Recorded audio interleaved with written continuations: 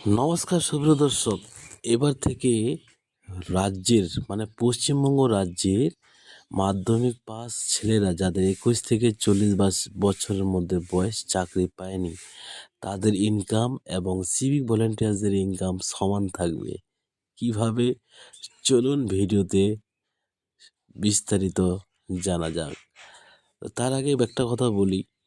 তো দর্শক, আপনারা এতদিন ধরে অনেক আশা করছিলেন, আর আমি আপনাদের একটা ভালো গুড নিউজ দিতে চাইছিলাম যে আমি যেটা ক্যালকুলেশন করেছিলাম যে সিভিক ভলেন্টিয়ার্স পুলিশদের যে বেতন আছে, তাদের সেই যে দিনের যেটা রেমুনারেশন আছে ছিল, সেটার সাথে আরও 148 টাকার মতো অ্যাড হতো, তাহলে বেতন গিয়ে দাঁড়াতো 14,500-এর মতো, এরকম একটা সামথিং হতো।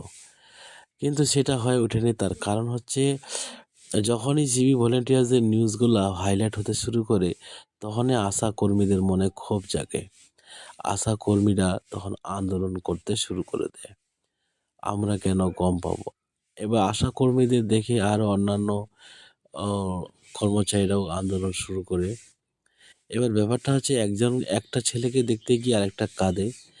এবার তখন এই ব্যাপারটা নলেজে থেকে সিভিক ভলেন্টিয়ার্সদের আর বেতন বাড়ালোই না। ঠিক আছে, সিভিক ভলেন্টিয়ার যা ছিল তাই। এবার আমাদের সিভিক ভলেন্টিয়ার্সদের যে একটা কমিটি রয়েছে, ওয়েলফেয়ার কমিটির যে কর্ণধারগুলো আছে, ওনারাও বলে গিয়েছিলেন পাই টু পাই যে আমরা আপনাদের জন্য আপ্রাণ চেষ্টা করছি, প্রস্তাবও রেখেছি 18,000 টাকা করার, সেটা হয়ে উঠবে। এবং আমরা জানি যে বর্তমান সরকার সেই ওয়েলফেয়ার কমিটির কর্ণধার কথাগুলো বিশ্বাস করে, কিন্তু তা হয়ে ওঠেনি। তো যাই হোক, এবার একটা নয়া ভাতা চালু করলো। সেই ভাতাটার নাম হচ্ছে যুবশ্রী ভাতা প্রকল্প, না এরকম একটা, বেকার ছেলে মেয়েদের। সেখানে যেটা লিমিটেশন আছে, 21 বছর থেকে 40 বছরের মধ্যে হতে হবে।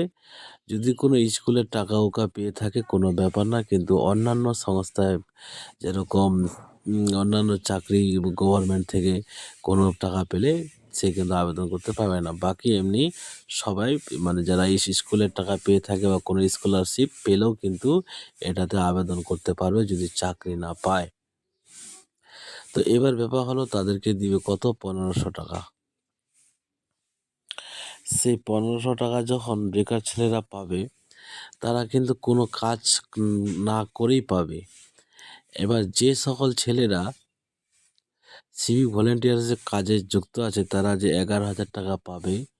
এবার আপনারা দেখবেন, তারা যে ডিউটি যে একটা গাড়ি করে সেখানে তেল ভরাতে হয়, এবার গাড়ির মেনটেন্যান্স খরচা আছে, উপরন্ত ডিউটি গেলে তাদের একটা শহরা অঞ্চলের মধ্যে ট্রাফিক নিয়ন্ত্রণ করতে হয়, চারপাশে নানা রকম মুখরোচক খাওয়ার দোকানগুলো থাকে, সেগুলো খেতে হয়।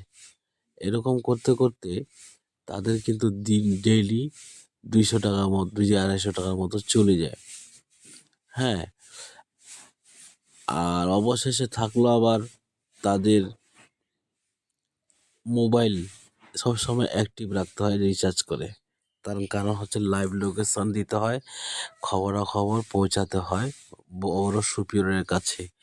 এরকম করতে করতে দেখা যাচ্ছে সিভিক ভলেন্টিয়ার্সদের মাসের শেষে সেই 1500 থেকে 2,000 টাকার মধ্যেও বাঁচে। অতএব যে সকল ছেলেরা বাড়িতে বসে 1500 টাকা পাবে, ওটাই লাভ। আর সিভিক ভলেন্টিয়ার্সরা 11,000 পেলেও কিন্তু তাদের কিন্তু অন্যান্য খরচ রয়েছে, ওদেরও কিন্তু শেষের দিক ওই 1100-1200 টাকাই বাঁচে। তো এদিক দিয়ে দেখতে গেলে সিভিক ভলেন্টিয়ার, ভিলেজ পুলিশ যে বেতন পাবে আর বেকার ভাতা পেয়ে যখন 1500 টাকা পাবে, সবাইকে সমান লাগবে। ঠিক আছে। আর এক দিক দিয়ে যারা কর্মী আছে ভিআরপি, নাকি তারা অনেক খুব কম টাকা পায়, ওদের চেয়ে আবার বেকার ছেলেরা বেশি লাভে থাকবে। তার কারণ হচ্ছে, বেকারদের টাকা পেলে ওদের কোনো কিছু করতে, ওরা বিন্দাস নিজের কাজ করতে পারবে। তো যাই হোক বন্ধুরা, এরকম আপডেট পেতে চ্যানেলটি সাবস্ক্রাইব করে পাশে থাকবেন। ধন্যবাদ এতক্ষণ শোনার জন্য।